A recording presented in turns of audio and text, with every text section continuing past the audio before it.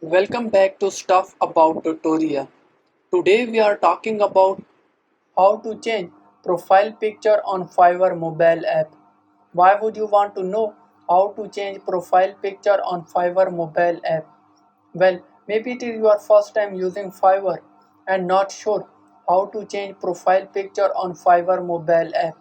So today I am going to show you how to change profile picture on Fiverr mobile app. Check video description and I will try to leave the written instructions. If you are willing to change your profile picture on Fiverr, the process is very simple. First of all, open Fiverr mobile app. Now you are seeing seller dashboard. Here at the bottom, you are seeing different buttons. Click on profile icon at the bottom right corner. Now you are seeing different options.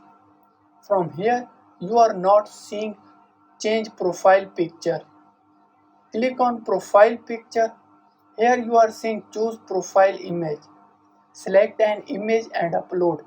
There you go. If you wanted to know how to change profile picture on Fiverr mobile app, that is the easiest way I know.